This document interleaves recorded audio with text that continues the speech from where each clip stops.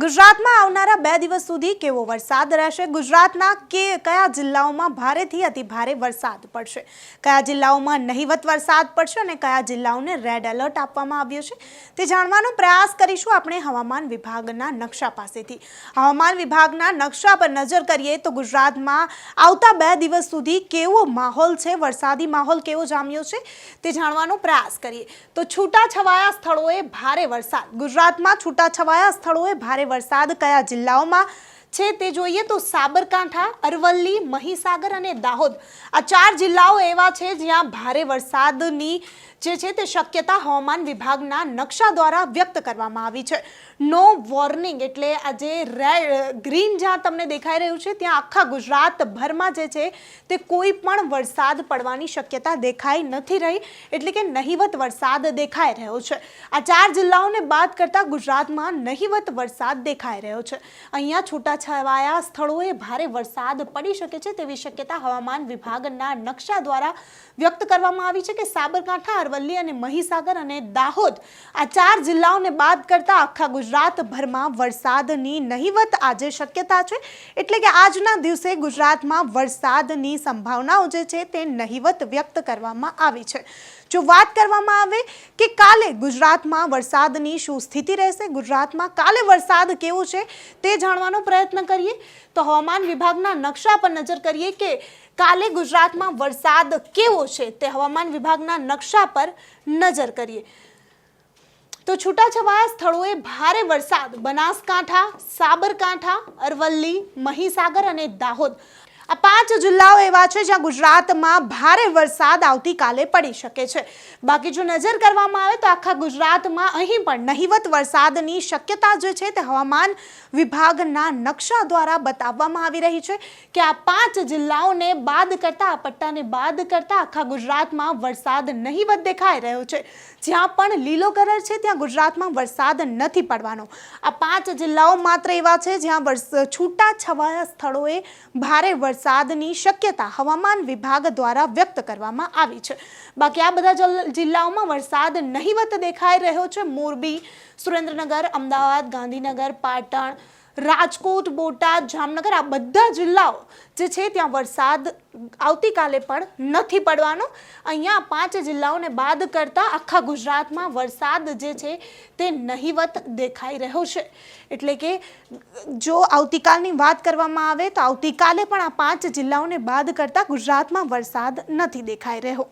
ત્યારે જો વાત કરવામાં આવે કે 11 તારીખે ગુજરાતમાં વરસાદની શું સ્થિતિ છે, 11 તારીખે ગુજરાતમાં વરસાદ કેવો રહેશે તે પણ હવામાન વિભાગના નકશા દ્વારા સમજીએ તો આવતીકાલે પણ સેમ સિચ્યુએશન, તે જ પરિસ્થિતિ ગુજરાતમાં દેખાઈ રહી છે કે સાબરકાંઠા, અરવલ્લી, મહીસાગર અને દાહોદ, છોટાઉદેપુર આ જે જિલ્લાઓ છે સાબરકાંઠા, અરવલ્લી, મહીસાગર, દાહોદ, છોટાઉદેપુર આ 5 જિલ્લાઓ જે છે ત્યાં ભારે વરસાદ દેખાઈ રહ્યો છે. છૂટાછવાયા સ્થળોએ ભારે વરસાદ જે છે તે દેખાઈ રહ્યો છે. બાકી આખા ગુજરાતમાં તે જ નહિવત વરસાદની શક્યતાઓ જે છે તે સાફપણે અહીં દેખાઈ રહી છે. એટલે કે આજે અને આવતા 2 દિવસ, આવનારા 2 દિવસોમાં ગુજરાતમાં વરસાદ જે છે તે નહિવત છે. માત્ર 4 જિલ્લાઓને બાદ કરતા બનાસકાંઠા, સાબરકાંઠા, અરવલ્લી, મહીસાગર, દાહોદ અને છોટાઉદેપુર આજે અને આવનારા 2 દિવસોમાં આખા ગુજરાતમાં વરસાદ નથી. માત્ર આ 4 થી 5 જિલ્લાઓને બાદ કરતા અને સાથે બનાસકાંઠાનો પણ સમાવેશ કરવામાં આવ્યો છે. 5 થી 6 જિલ્લાઓ એવા છે જ્યાં વરસાદ જે છે તે છૂટાછવાયા સ્થળોએ ભારે વરસાદ પડી શકે છે. નમસ્કાર મિત્રો, ખાસ કરીને એક વરાપનો રાઉન્ડ અને એ પછી ફરીથી પાછો એક વરસાદનો રાઉન્ડ આવવાનો છે ને એ સાથે આપણે ચોમાસું પાક તૈયાર થઈ ગયો હોય એની અંદર શું કરવું જોઈએ સંપૂર્ણ વાત કરવાની છે. સૌપ્રથમ તો હું આપને એ જણાવી દઉં, થોડા દિવસ પહેલા આપણે એક વિડીયો મૂકેલો હતો કે કોઈ પણ દવાનો છંટકાવ કર્યા વગર ઈયળ કે ચૂસિયાનું નિયંત્રણ કેવી રીતે કરી શકાય. એ વિડીયો પણ આ વિડીયોના અંતમાં અહીં સાઈડમાં બતાવવામાં આવશે. દરેક મિત્રો આ વિડીયોના અંતમાં એ વિડીયો જોઈ લેવાનું છે. હવે ખાસ કરીને અત્યારે જોવા જઈએ તો 3 થી 9 સપ્ટેમ્બરનો જે વરસાદનો રાઉન્ડ ચાલી રહ્યો છે, આજે 7 સપ્ટેમ્બર થઈ છે. 7 સપ્ટેમ્બર સુધીમાં રાજ્યના અનેક વિસ્તારોની અંદર આ વરસાદનો રાઉન્ડ છે એ જોવા મળ્યો છે. એની અંદર ઘણી જગ્યાએ સામાન્ય વરસાદ તો અમુક જગ્યાએ ભારે અને અમુક જગ્યાએ અતિ ભારે વરસાદો પણ નોંધાયા છે. જોકે આજે 7 સપ્ટેમ્બરથી આ વરસાદની તીવ્રતામાં ઘટાડો થયો છે. આવતીકાલે 8 સપ્ટેમ્બર અને પરમ દિવસે 9 સપ્ટેમ્બર એમ 2 દિવસમાં આ વરસાદની અંદર ઘણો બધો ઘટાડો પણ થશે. જોકે આવનારા 2 દિવસ જે વરસાદની તીવ્રતા છે એ મધ્ય ગુજરાતના જે ભાગો છે જેમાં બરોડાથી લઈ છોટાઉદેપુર, દાહોદ, ગોધરા, મહીસાગર, અરવલ્લી અને જે રાજપીપળા સુધીના વિસ્તારો છે કે ભરૂચ સુધીના વિસ્તારો છે એમાં થોડીક આવનારા 2 દિવસ શક્યતાઓ રહેશે. બાકી ઓલ ઓવર ગુજરાતની અંદર ક્યાંક હળવા છૂટાછવાયા ઝાપટા અથવા તો વાદળછાયું વાતાવરણ રહે. ઘણા વિસ્તારોની અંદર તડકો પણ હવે નીકળતો જશે. એટલે આમ કહી શકાય કે હવેથી અમુક વિસ્તારોમાં વરસાદની શક્યતાઓ છે. બીજા વિસ્તારોની અંદર ભેજને કારણે કોઈ છૂટાછવાયા ઝાપટા પડે એ વાત અપવાદ રહેશે. બાકી હવે કોઈ મોટા વરસાદની શક્યતાઓ નથી. આ જે 9 તારીખ સુધી શક્યતાઓ છે એ પણ મધ્ય ગુજરાતના અને મધ્યપ્રદેશ બોર્ડર લાગુ વિસ્તારોમાં થોડીક તીવ્રતા રહેશે. એટલે આમ જોવા જઈએ તો અત્યારથી જે વરાપનો માહોલ છે અને આ વરાપ છે આમ તો 13-14 સપ્ટેમ્બર સુધી જોવા મળશે. જોકે 13-14 સપ્ટેમ્બરથી ફરીથી પાછો એક વરસાદનો રાઉન્ડ આવે તેવી શક્યતાઓ છે. જોકે એ રાઉન્ડ છે એ સાર્વત્રિક નહીં હોય અને અતિ ભારે પણ નહીં હોય, એટલે કે અતિવૃષ્ટિ કરે એવો નહીં હોય, પણ ચોક્કસથી સારો એવો વરસાદનો એક રાઉન્ડ આવશે. અમુક જગ્યાએ એને હિસાબે અતિ ભારે વરસાદ પડશે. બાકી અતિવૃષ્ટિની શક્યતાઓ હાલ એ રાઉન્ડની અંદર પણ દેખાતી નથી. જોકે ચોમાસું હજુ ઘણું બધું લાંબુ ચાલવાનું છે. આપણે ગઈકાલે પણ ચર્ચા કરી ચૂક્યા છે. હજુ ચોમાસાની વિદાય થાય તેવી શક્યતાઓ નથી, જે આપણે ગઈકાલના વિડીયોની અંદર સ્પષ્ટ એના ટેકનિકલ કારણ પણ જણાવ્યા છે. પણ આ 13 તારીખથી જે વરસાદનો રાઉન્ડ ચાલુ થશે એ પણ 4 અથવા તો 6 દિવસ સુધી ચાલી શકે છે. એના પછી પણ સપ્ટેમ્બરના એન્ડમાં પણ એક વરસાદનો રાઉન્ડ આવવાનો છે. એટલે આ રીતે જે વરસાદના રાઉન્ડ આવવાના છે. જોકે જે વિસ્તારોની અંદર વરસાદ હશે ત્યાં વાતાવરણ થોડુંક ઠંડુ રહેશે. બાકી હવે 9 તારીખ પછીથી જે વિસ્તારમાં વરાપ હશે, વરસાદ નહીં હોય, એ વિસ્તારોની અંદર તાપમાન છે ઊંચું જશે અને ખાસ કરીને ઉકળાટ અને જે ગરમી હોય છે, બફારો હોય છે, આની અંદર 9 તારીખ પછીથી ખૂબ વધારો થાય તેવી શક્યતાઓ છે. અસહ્ય ગરમીનો સામનો પણ હવે આપણે 9 તારીખ પછીના સેશનની અંદર કરવો પડે તેવી શક્યતાઓ હાલ અમને દેખાઈ રહી છે. એટલે ગરમીનો માહોલ આવશે.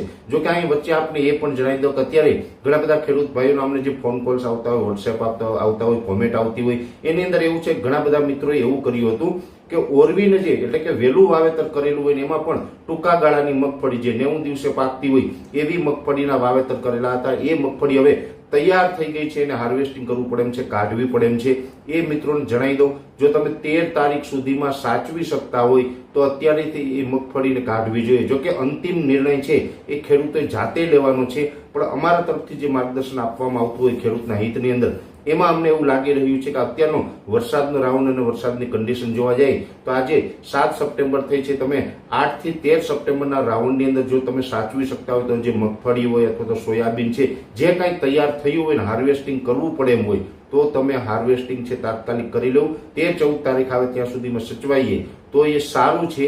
એટલે એ પ્રમાણેનું આયોજન કરવું. જો 13 તારીખ પછીથી આપણે વરસાદનો રાઉન્ડ આવશે, જો કે એ સાર્વત્રિક નહીં હોય, પણ જો એ રાઉન્ડ પણ કદાચ તમારા વિસ્તારમાં આવીએ તો હાર્વેસ્ટિંગ કરેલું જે પાક હોય એમાં નુકસાની આવી શકે છે. એટલે જે મિત્રોને પાક તૈયાર જ થઈ ગયો, એક દિવસ પણ ઉભો રાખી શકે એમ નથી, એની 13 તારીખ પહેલા સાચવી લેવું જોઈએ, આવું મારું અનુમાન છે. બાકી આખા ગુજરાતમાં વરસાદ નહિવત પડવાની શક્યતાઓ જે છે તે હવામાન વિભાગના નકશાએ વ્યક્ત કરી છે કે હવે ગુજરાતમાં આજે અને આવનારા 2 દિવસ સુધી વરસાદની જે છે તે નહિવત શક્યતાઓ છે. આખા ગુજરાતમાં કોઈ પણ જિલ્લાઓમાં વરસાદ દેખાતો નથી, માત્ર 5 થી 6 જિલ્લાઓને બાદ કરતા. ત્યારે તમારા વિસ્તારમાં વરસાદ કેવો છે, તમારા જિલ્લામાં વરસાદ પડ્યો કે નહીં, અમે જે રીતે તમને આગાહી કરી તે જોતા તમારા જિલ્લામાં કેવો વરસાદ પડ્યો અમને કમેન્ટ કરી ચોક્કસથી જણાવજો. તથા અમારી ચેનલ નિર્ભય ન્યૂઝને લાઇક, શેર અને સબસ્ક્રાઇબ કરવાનું ભૂલશો નહીં. આભાર.